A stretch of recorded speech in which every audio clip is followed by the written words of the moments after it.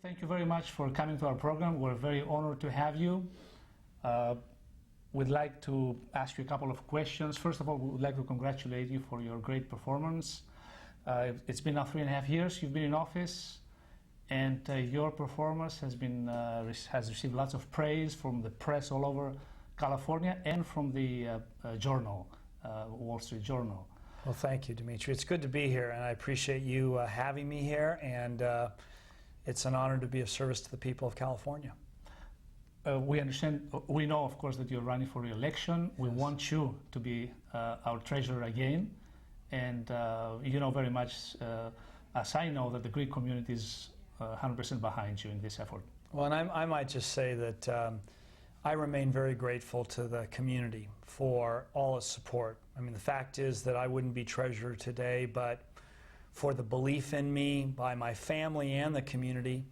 And having support from the Greek American community is so meaningful because it's the most liberating kind of support. The community's like my mother and father.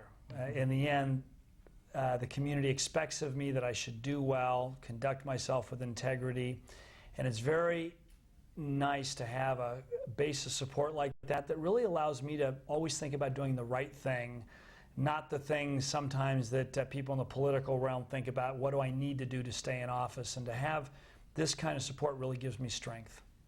And this is a support that we give with lots of pride, because you are one of us, and we're very proud that you're doing what you're doing and making us all feel good about it. Now, let's talk a little bit about your goals. Your goals have, some of your goals have been to protect the taxpayer funds, also to cost-effectively finance schools and infrastructure in California. Can you talk to us a little bit about your Smart Investments Initiative first? Sure. Let me talk about the big picture goals, and then let me talk specifically about smart investments. The big picture of my office as state treasurer is that I am responsible for the management of literally tens of billions of dollars. I sit on our pension boards that have $250 billion invested in the global economy. I manage something called the Pooled Money Investment Account that has $50 billion in state funds and local government funds that we invest.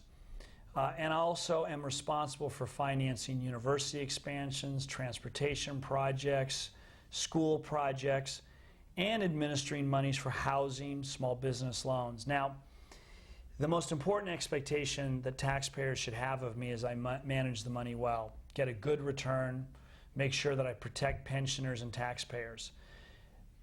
Along with that challenge comes the challenge of how do we invest in a way that's smart?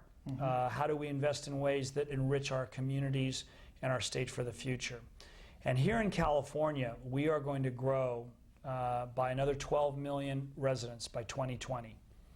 We'll have 59 million residents by the year 2040. And every dollar we have for housing, for schools, for transportation dollars, we have to view as a very precious dollar and invest that in ways that really constitute smart investments. Investments that rebuild our inner cities, investments that preserve our environment, investments that allow us to move people to work and goods to market.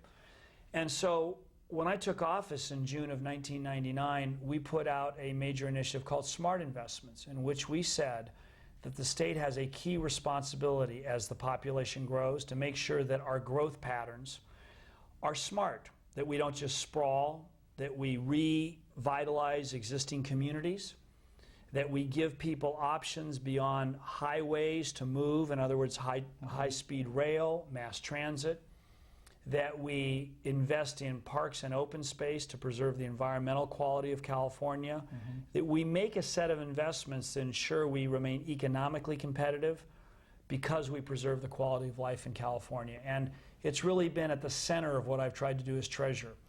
For example, direct housing money to communities in ways where we get more bang for the buck, rather than just funding families trying to buy their first home.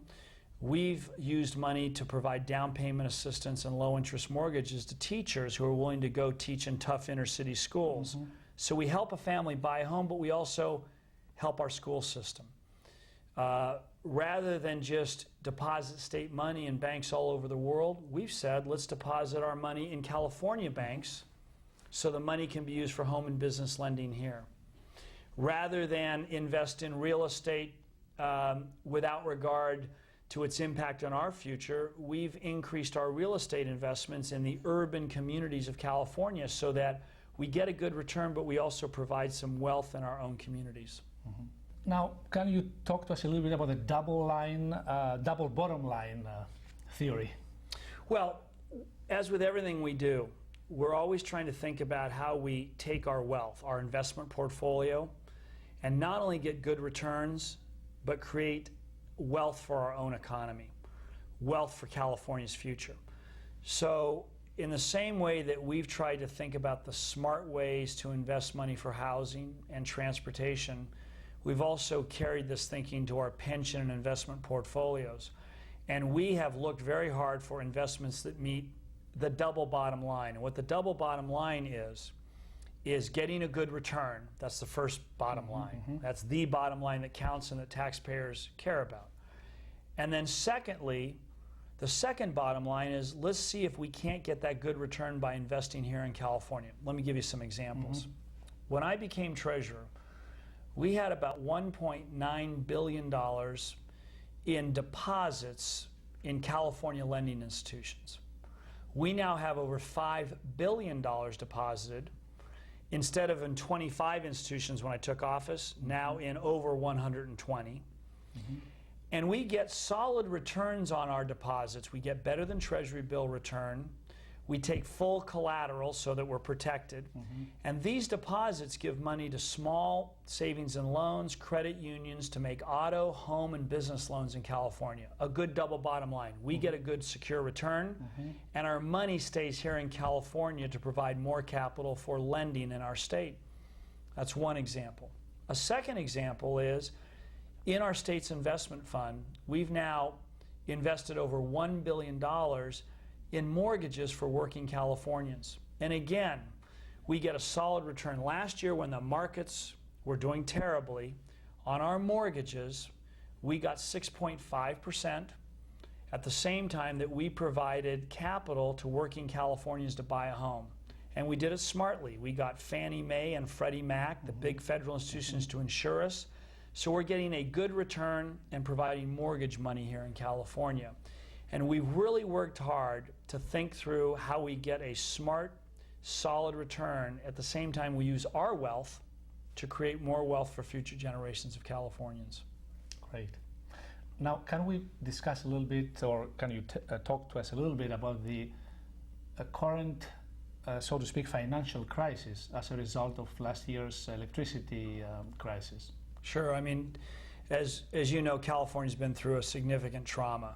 And let me just say that while the evidence of market manipulation by Enron, by many of the other companies, is now very evident, and it's very clear that Californians were taken advantage of, to the tune of tens of billions of dollars in excess energy charges, I think the lesson we should take out of the energy crisis is not just that we got taken advantage of, because it's too easy to blame, but we did. Mm-hmm. But the real lesson is never again should we put ourselves in a position to get victimized. We need to make sure that as our state grows, we have enough new electric generation capacity to serve our industrialized economy. We need to make sure that we have a diversified energy portfolio, that we're not just relying on natural gas, that we use solar and wind and geothermal, so we're not just subject to whether El Paso gas out of Texas will sell us gas at a reasonable price. And we need to make sure that we continue to promote conservation in California so that we use less electricity, and again, we're less subject to being held hostage by the energy companies.